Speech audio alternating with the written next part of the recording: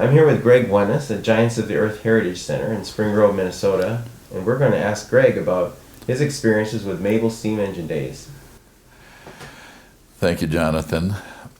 I'm grateful to get to be here and share my experience about Hesper-Mabel Steam Engine Days. I am one of very few, not the only one that I am aware of, that's been to every single one of the Hesper-Mabel Steam Engine Days. Before Hesper-Mabel Steam Engine Days, just plain old Steam Engine Days. Maybe Junior Doll might have been to every single one, I'm not sure. But I remember being at the very first one on the Gerhard Clausen farm, which is about 4 or 5 miles east of the farm that I grew up on. And it was in the fall, and I don't know whose idea it was to have a little celebration of the fall by gathering 1, 2, 3 steam engines together and bringing a casserole and having a potluck and threshing some grain or sawing some logs. I don't know if that was Arnold Peterson's idea or Jim Silling's or Gerhard Clausen, but one of them, and those guys were colleagues in operating steam engines, and Gerhard Clausen had one on his farm, so Arnold Peterson and I believe another one was there on the first Steam Engine Days in early September. It was a rainy day. I was only 3 years old, 1953, but I remember very clearly the event, and I think what triggers the events, the memories of the event so clearly, is that I was just terrified of the steam whistles. I don't know why. I love them today. I now own a steam locomotive whistle that came off an engine in New York. I think I paid several $1,000s for it, and I love to hear it blow, but it was a rainy day, and I remember being disgruntled about having to sit on the front seat of the car and watch these guys up in this rounded Oatsfield hill with these engines out there, and then the rain stopped, and then they did some work and so on. That's about all I remember, the very first one. And I remember there was another one there, and there were more people at the next one. Eventually, the Steam Engine Day is what it started out to be, the first Saturday after Labor Day in every fall, was moved to a farm just west of Hesper, about 3 miles west of Hesper. Then it grew some more. Then the Hesper church stand came out and had a refreshment center there, and then there were parking people because the event was growing, and then it moved across the road just west of Junior Doll's home place and grew some more, and now more church stands and more events and plowing and sawing logs and threshing grain and so on. I remember my dad, probably in about 1957 or 58, brought his horse up there and rode around, and he was on parking patrol, so to herd the cars into the right parking spots in the field where all the activities were going on. And I'm sure exactly what year it was, probably 58, 59, somewhere in that neighborhood. Odell Lee Sr. from Mabel, Minnesota, an insurance man from Mabel, and some others came up with the idea that this thing is growing, it's really growing. Maybe we move it down the hill 3 miles into Mabel and make a grand festival celebration out of it. And grand it turned out to be. In 1960 was the first Hesper and Mabel Steam Engine Days. And it was massive. Not only one giant big parade, but 2, each on Saturday and one on Sunday. The one on Saturday featuring the area high school marching bands, and in those days there was one from every town, probably 15 high school marching bands, and the Shriner Cycle Patrol. And every 4-H club in the whole region around Mabel, several counties that is, was invited to submit 2 things: a Queen candidate for the Queen celebration and a float. So in Highland Township, Winnebago County, Iowa, where Steam Engine Day started, we had 2 4-H clubs, the Highland Hawks and the Highland Honeybees, I believe they were called, and each submitted a Queen candidate and a float. And in the days just prior to Steam Engine Days in Mabel, we would secure little garages or sheds where we would build these floats. All the chicken netting stuffed with thousands of little paper mache and little tissues all over that would blow in the wind and fall off. But we, as 4-H club members, had a great time. We'd bring lunch and throw tissues at each other and have a special design. And so in the parades were all these many, many floats from each of these little 4-H clubs all throughout the area. And then there were stage shows on cement blocks and planks, and they sat outside, and there was stage, and Odell Lee Sr. was the MC, and he had a very gravelly voice. He used to host the little giveaways or big giveaways on Saturday nights in Mabel when they had cash prize giveaways. So Odell Lee was the MC, and he was one of the spark plugs that would bring down Hal Garvin Productions, and there'd be jugglers, and there'd be musicians, and there'd be a local fiddler's bee, and there'd be all sorts of wonderful activity on Saturday afternoon after the parade, the Queen coronation ceremony, and Sunday morning, the ecumenical church service, and then eventually there got to be a softball tournament. Then they had a big tractor pull, and they had so many quilt show, art show, so many things going on. Of course, in those days, in 1960, Mabel had dozens and dozens of little family farm-supported industrial economic units that helped pitch in their free time to make Steam Engine Days happen. One button admitted you to the grounds. So there was so much stuff going on, and that's all besides the steam engines. And then there was a Clausen engine, and the Arnold Peterson engine, and the Jim Silling engine, the little quarter half scale, and several others. And they would saw logs hooked up to the great big saw shaft with a blade about this tall. They'd thrash grain all day on Saturday and Sunday, and many other helicopter rides. It was just a small county fair. Actually, they drew thousands of people from the 1960s on. I came back to the area in about 81 and loved Steam Engine Days because it was like a family reunion. You'd see people you hadn't seen for years and years and years. Dances at the Legion, people would get together and have a great time. Lots of food. The Lion's Chicken Barbecue was always great on the Creamery lawn. So it just kept growing and growing and growing. And in 81, when I came back and bought KQ98 radio, I started doing live broadcasts over there. And I would take a cordless Marty microphone transmitting unit, stick it on a pitchfork pole, and reach it out to the participants in the parade as we broadcast the parade live on the radio from Steam Engine Days. And one day, a guy by the name of Roger Byrne, I believe from Winona, was coming down with the steam engines in the beginning part of the parade in a half-scale Avery with a little cab and looked like a quaint little locomotive from like a choo-choo train locomotive almost, except on wheels, of course. I go up to stick his mic, put a mic in the cab window and say, "Hey, Roger, what kind of engine? Tell us all about it." He said, "No, you come here and let me tell you about steam engines." So Arlene Salto, who has been with us for 34 years in the radio business, took the microphone. She did the parade. He handed me a pair of long gloves, said, "Put these on. This is the throttle. Slowly pull the throttle back." And I did. And I hear this amazing what a little water, actually a lot of water, and a lot of wood will do in a kind of Swiss watch motion, quietly, precision gears, churning out this power from steam. So now I'm driving this little steam engine down the street in the Hesper-Mabel Steam Engine Days parade for just a little ways, maybe 50 yards. Pushed the throttle back in and said, "I got to go back to work." But I was hooked. Totally hooked. I'd always loved steam engines as the older I got. The bridge between nothing. Steam engines are the bridge between zero mechanization and what we know today.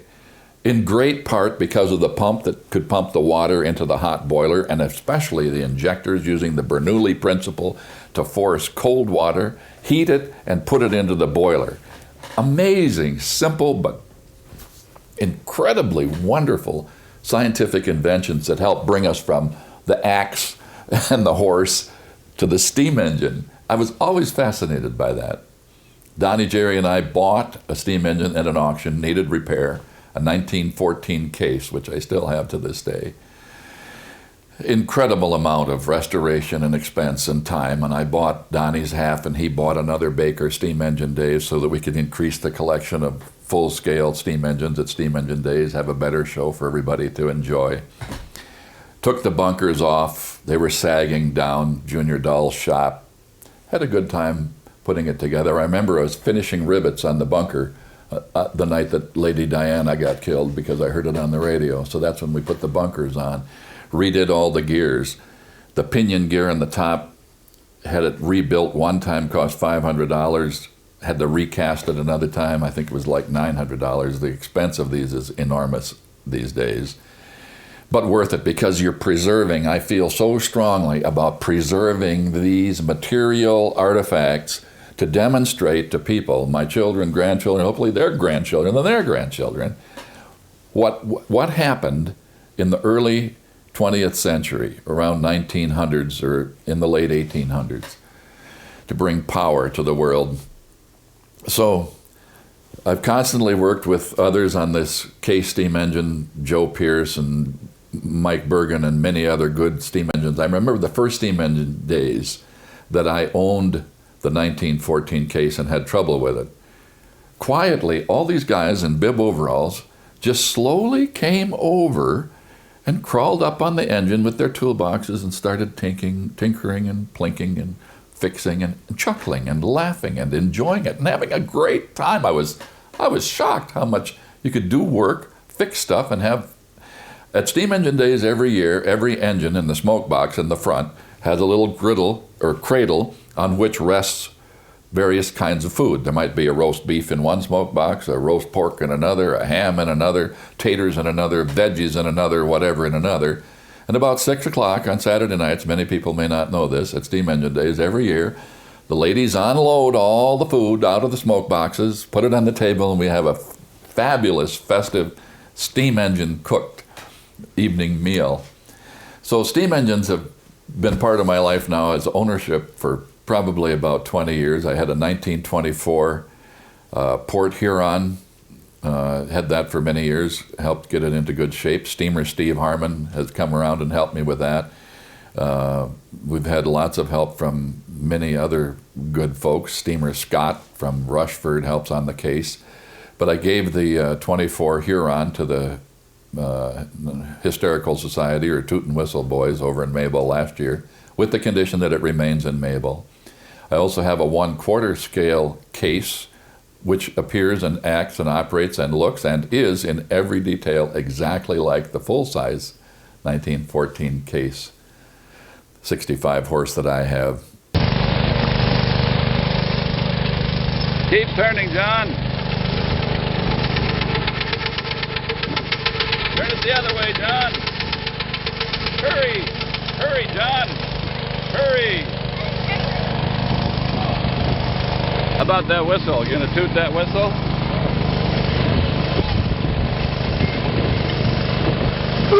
Fun things we do with those at night that sometimes we haven't done it for a while now, but belt it up to a dynamometer and get it steamed up as hot and tight and right as you can get it. Pull the throttle open and let it smoke, and then scoop shovels full of sawdust into the firebox. And of course now we have what we call the spark show. And the sparks fly hundreds of feet into the sky. And that's a fun event that I never knew existed among steam engine guys. It's a culture all its own, the steam engine engineer gang. A quiet, well thought out, methodical, interesting group of fellas. In the books, you have to take a test, you have to get a boiler's license. One of the books has a statement in that says something like, any such operator who does not manage his fusible plug in such a way as so that the fusible plug should explode and the pressure put out the fire is not worthy of his day's hire and it must be released immediately. In a book. That kind of language is what steam engineer guys like me learn from. Fusible plug is on the top of the crown sheet, which is the firebox. You have to have a couple inches of water on your firebox at all times. Otherwise, there's an inversion. 700 degree fire or higher, 300 degree steam, meet together, kapow. You don't want that to happen. On the firebox, there's a lead plug about the size of a cigar. The principle behind it is once the water level drops below the level of the top of the fusible plug, it melts, the steam forces itself down into the firebox, puts the fire out, eliminates the possibility of explosion. Very important to have. In Ohio, the man did not have his fusible plug in working condition, ran low, and several people got killed. So it's as safe as anything else operating a steam engine as long as you keep water. Mr. Jonathan, if anybody ever asks you about the most important and first principle of operating a steam engine, it is keep water on your crown sheet. So then how did they go down the steep hills down into Highlandville to thrash grain and go over to the Arnesons, go up the next hill? Because when you go downhill, the water is always going to run to the front, correct? Then it would not be over the fusible plug? Correct. That's why there's a clevis right between the two front wheels. The engineers literally turn into a driveway at the top of a big steep hill, turn around, hook the thrashing machine up to the nose, and back the steam engine down these steep hills without brakes, running reverse reciprocal on the engine, using that as back pressure to hold the engine from going down the hill too fast. Backwards! Amazing what these fellas did. So there's steam engines and activities the first weekend after Labor Day. It's incredible to me why every parent does not bring their children over to watch this industrial revolutionary equipment in operation. One other thing about Steam Engine Days that's close to me is because I've been in the broadcast business all these years.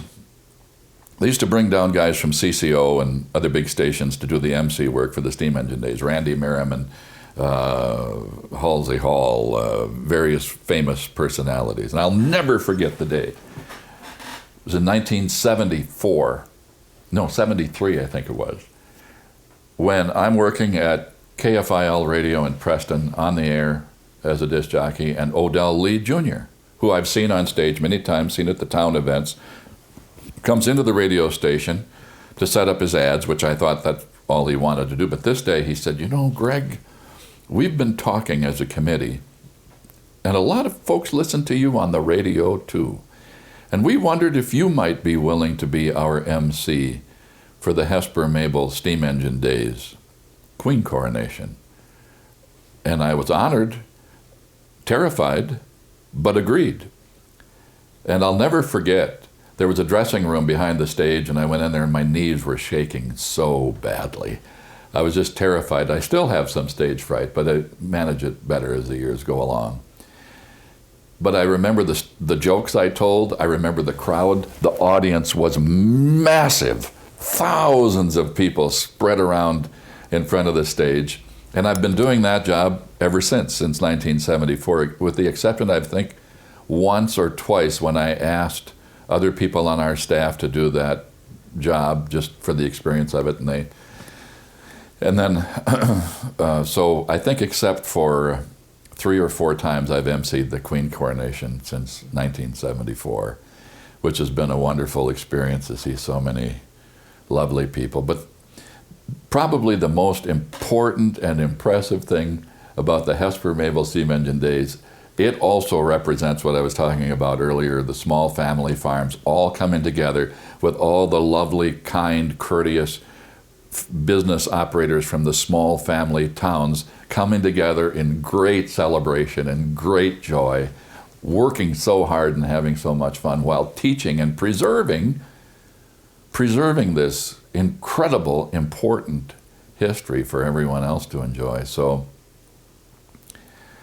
I have thousands of other memories of Hesper-Mabel Steam Engine Days, but it's just something that's has become, and I don't even think about it so much, but it's become a huge part of my life, and I'm so grateful for it. I'm so grateful that Arnold and Jesse McMillan was another one, was one of the original founders. Arnold and Jesse and Jim and Gerhard and those guys.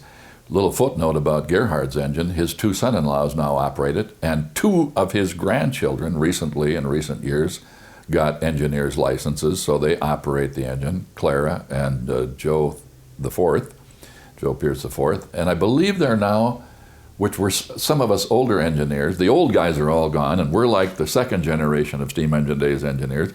Now there are, I think, about a dozen young people, and I say young, I mean in their 20s, who have attained licenses and now operate the engines in Mabel. So they'll be pulled out of the museum, I hope, for many, many years to come by these young people who hopefully will train and teach them. Operating a steam engine is no simple trick. I found that out. It can be done like anything else, but I found it to be almost equally as challenging as learning to land an airplane, maybe more so.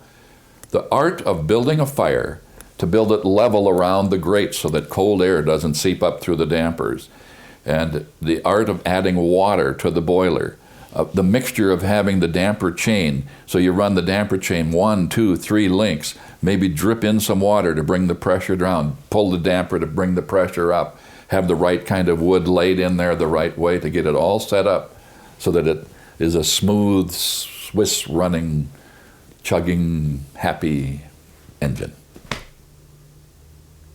And that's what I am when I'm on there.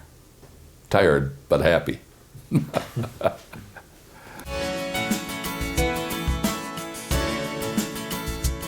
Has anybody in your family shared your enthusiasm for the steam engine? Absolutely none. They're way too smart for that. Yeah, I think there has to be some gene in your soul or in your system that, my son, who knows everything there is to know almost about all the Marine Corps helicopters that were ever made, and the ones especially now, put him on an engine last year, and he had no interest whatsoever. He wants to operate something that goes a little faster than 3 miles an hour, probably.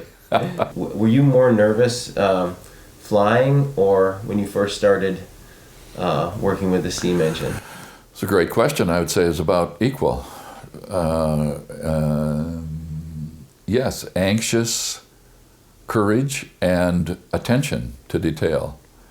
That's a very good question, and both are similar in that, if not done regularly, need to be refreshed. So if I haven't been in an airplane for some time, I won't go out. Of course, the law requires you to go out if you haven't had 3 takeoffs and landings in 90 days to not carry passengers. But I like going out by myself that first time if I haven't been in for 90 days. I get down on the ground and say, well, you did that pretty good. You can still do that pretty well. But I need to know that. And it's the same with steam engines. The first few days, it's like, oh yeah, that's right. That's how we do. Oh yeah. And I have notes in the box of the steam engine about what may need some simple repairs or what might need some tweaking. And there always is something. Oil, grease. It's about 350 gallons of water on the engine or in the engine at 312 degrees minimum, of course. And then a couple hundred gallons of water in the bunkers. And then you want as much good, dry, hard wood, split wood as you can available. So. Obviously, steel or iron can rust when it's exposed to water. Correct. Do you prepare these engines for storage Yes. by burning off the water, or how do you? Excellent question. Of course, once the water has been boiled, it's deoxidized inside the boiler. So it's not as corrosive. It is somewhat corrosive, but not as corrosive. There's several of my friends, Joe and Junior, have much better explanations of scientific answers.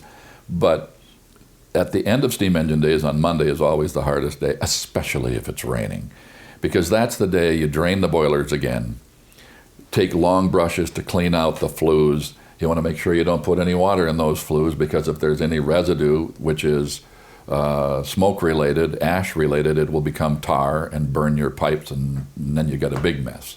We put new pipes, new flues in the engine on the case a couple times.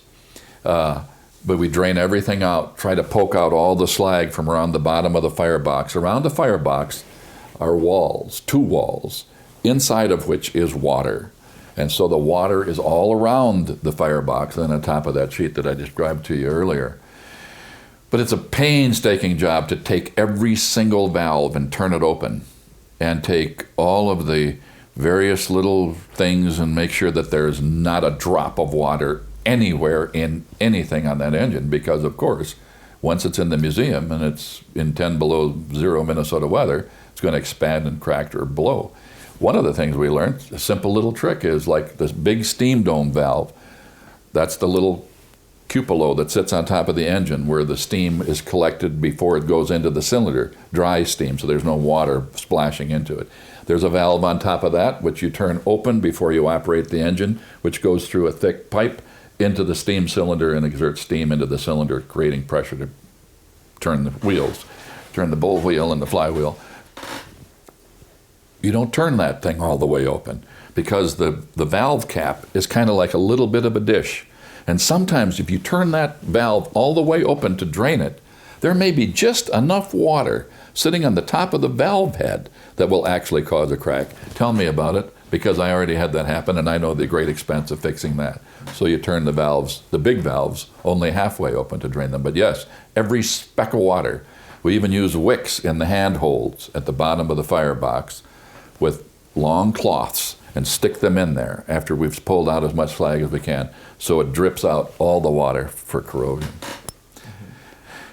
Imagine operating a locomotive in the wintertime in weather that's cold and blizzards, where everything will freeze if you don't keep fire. So engines had to be fired all day, all night, 24 hours a day around the clock, unless they were in some roundhouse where the temperatures were well above freezing. Cold steel, cold water, that has to be kept warm under all operating conditions, has to. I wonder if there's a certain personality type that has to be that it's often involved in dangerous jobs, or could potentially dangerous jobs, like flying or working with steam engines or whatever it would be. You have to have the ability to pay attention to detail, right, and to be serious about things and to think ahead. Right. So would you say that that's true for steam engine? No doubt about it. Yeah. You want to be thinking about how long has it been since I've greased, and checking that water. There's a water glass on the side of the barrel, and you look over there and you can see where the water level is, and then there's a peg down here, a warning peg, that the water gets below this, you better be very careful, And there's been times when it's been run dry. I had a guy that was watching it for me and said it was full, and I said, it can't be full. And I looked over, and it was in fact completely empty. End of the day, low pressure, didn't have a hose to pull it from the wagon, empty bunkers. That was very nerve-wracking. That never happened again. I look at that water glass at least every 5 minutes, maybe 10 at the least. So, yeah, details.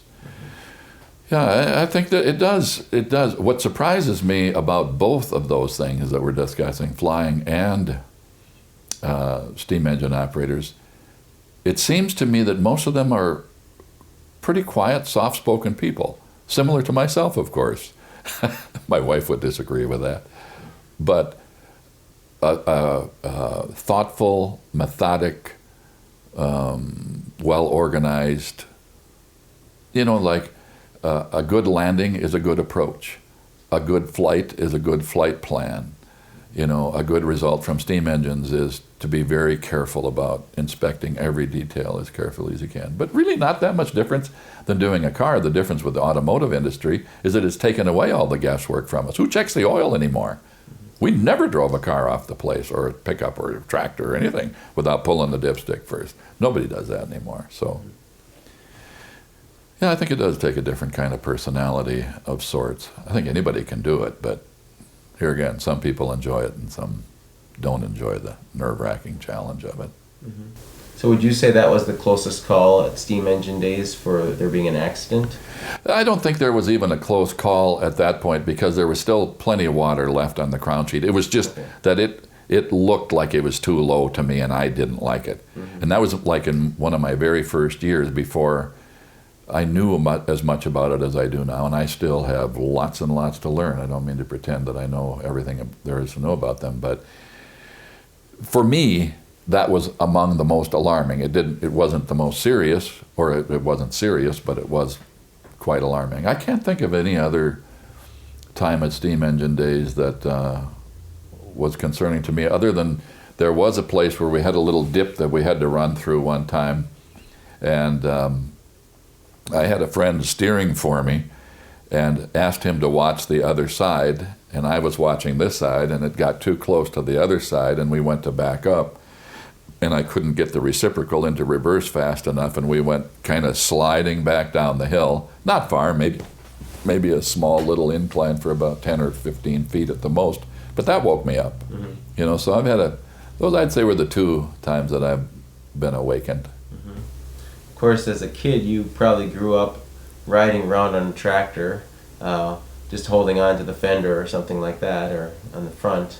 But nowadays, is it difficult to get insurance for all the different tractor events at Steam Engine Days? Well, there's considering multiple layers of insurance. I believe the property owners have insurance. The Hesper-Mabel Steam Engine Days have insurance. We as private owners have insurance on the engines, which are really under storage insurance for 360 days a year so it isn't terribly expensive for those. But aside from the insurance, I think that you will see, if you were to come and meet these people who operate steam engines in Mabel, half scales, quarter scales, full scales, whatever they are very, very serious about safety, and almost to a fault. I mean, we had a handhold come loose one day. It happened to be on my engine. A guy went to tighten up a handhold. Handhold in the boiler is an oval space, something like this, with a rubber seal that goes in behind it, and then the steel cap behind that, and you tighten it down with a bolt. Well, that's a tricky thing, because oftentimes they're too tight to get in, too hard to get at. And when they're seeping or leaking, sometimes you tap the nut with a wrench. And this particular one wasn't catching almost at all, and the water wasn't boiling yet, but it had gotten warm, and some seeped out, So, but from every little incident like that, people become and are reminded of being critically safe. And there's always people around. Whenever we're moving engines, like in the parades or so on, we have at least 2 eyes on each front wheel, plus the fireman, an operator, plus the person who's steering the engine. So we're always very, very careful, and always shout an order. Or this is an interesting thing you may not know, that before you move forward, you tap twice. When you need water, you tap 3 times. So every time you hear a whistle, and sometimes, like I said, I've got this locomotive that came off a locomotive whistle that came off a locomotive in New York, and that thing is big. They say that it has awakened people in the Hesper Cemetery several times, and that's 3 miles away, so it's large. But of course, that's not true. Anyway, you can lay on that whistle, and at Steam Engine Days, people are kind of walking around gazing, and they walk right out in front of you. So we are very, very careful about, You mentioned earlier that the steam engine is kind of a bridge between modern technology and the older technology.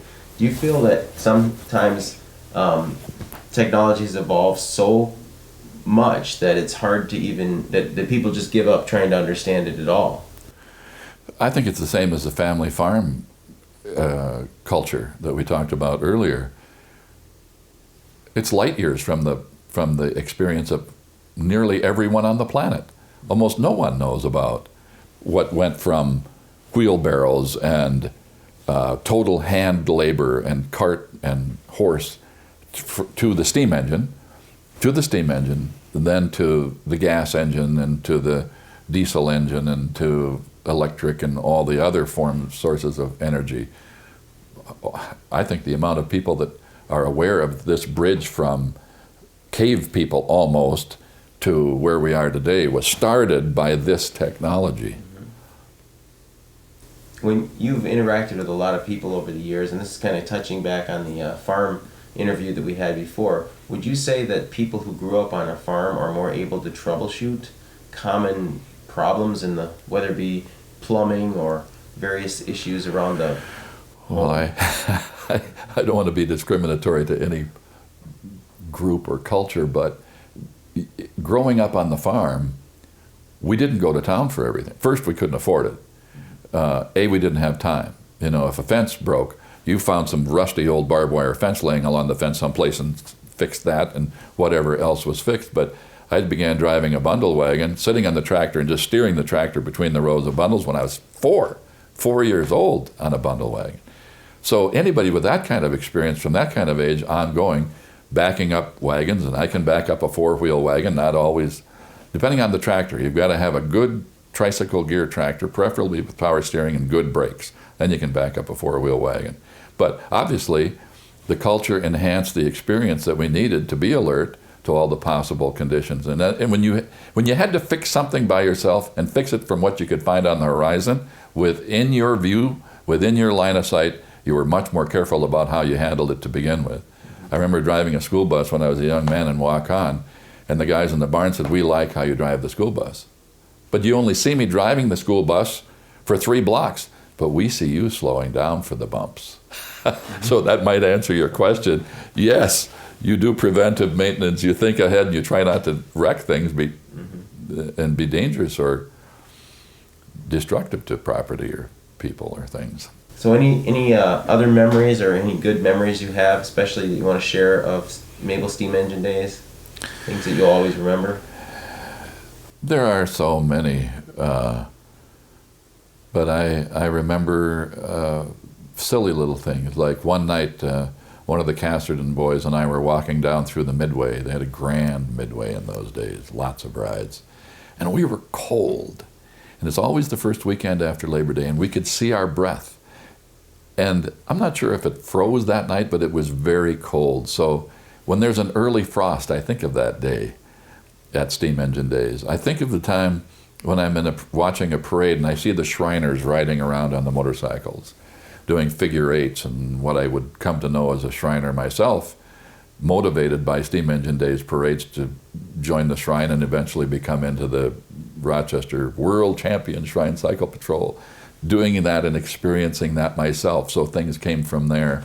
I can't eat barbecued chicken without thinking of the chicken barbecue from Hesper-Mabel Steam Engine Days. New cars. I remember the new cars.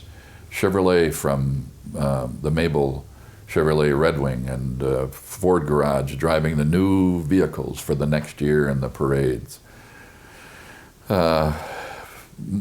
Mostly seeing everyone and enjoying such a festive time. It was almost like a Christmas, probably in some ways better than a Christmas. Still, thousands come. People we don't know about now. Before, the people were probably, the majority of the people were possibly from within 15 miles, say. People involved with the 4-H groups or grandchildren, and so you knew many more people of the crowd than now. Because people come from a long ways away to see this event, which is good. I'm grateful to have gotten to be a part of this thing, which has gotten to be such a big part of me. And I don't think about it often, but when I do think about it, I think, wow, I've been involved with Steam Engine Days in quite a few different ways for a long, long time, and I'm really happy about that. Yeah. One of the biggest events that I experienced growing up. It's something we always looked forward to. Yeah. Would you say that there's more interest in the last 5 or 6 years in steam engines than before? Among the young people that are associated with our group, there certainly is. It seemed like there for a few years, there were very few of us. After the older guys were leaving, the older generation were passing away. Junior Dahl was the first of my generation to become involved, and then some of the younger guys, and then of course Roger gets me involved, and I helped involve a couple of other folks. But then now this younger generation, the kids of the grandchildren of Gerhard Clausen, what a cool thing that is. That I'm sure he looks down and just tickled that his grandchildren, 62 years later, are still running his engine. Yeah, among the engineers, there is more interest. The crowds seem to be good, especially the Saturday crowds remain huge. The Sunday crowds aren't quite as big as they used to be, because I think people have so many other activities going on. They'll go one time, but they're not going to go 2 times like they used to years ago. Yeah. Is it interesting for you coming back to Spring Grove and this area and seeing the grandchildren and great-grandchildren of people you once knew? Oh, yeah. Seeing maybe connections, like this one looks like their great-grandfather Yeah. on their mother's side and various things like that?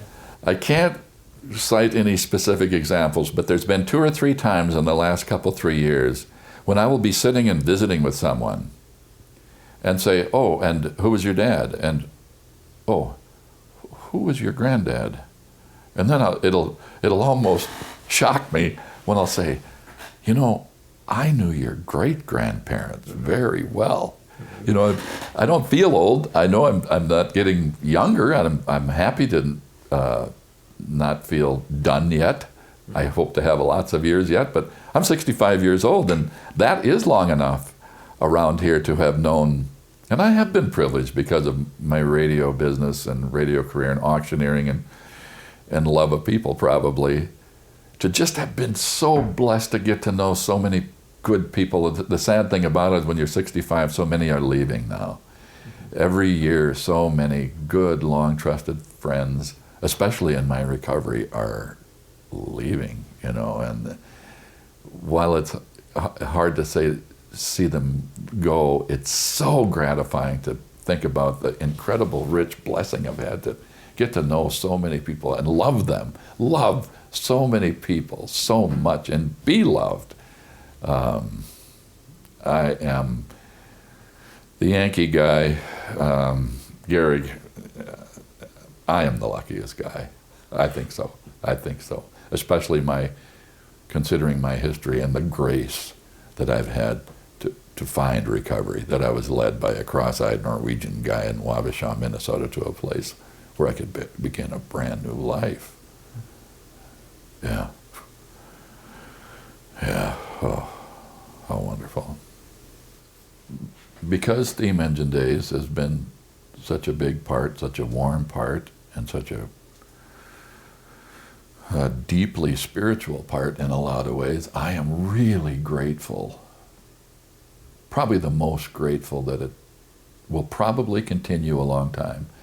These new young engineers with their new licenses and eagerness and they're good. They learn fast, they work hard, they're careful and cautious, you know, so that now this engine, this 1914 case, which I've had about 20 years, 2 gears are still right now being cast, 2 different gears. And you always say, maybe we're done after this. Of course, you never are. But really, we're getting that engine just about to almost completely brand new condition. Put a totally different boiler from Canada under it a couple of years ago.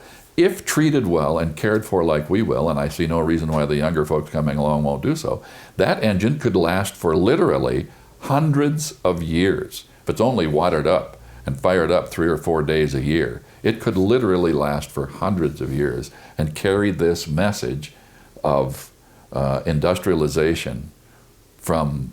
So I think about Steam Engine Days, I'm happy to believe that it's going to go on for a long time, even though the town is getting smaller. Mm-hmm. Okay, thank you. You're welcome. Thank you very much.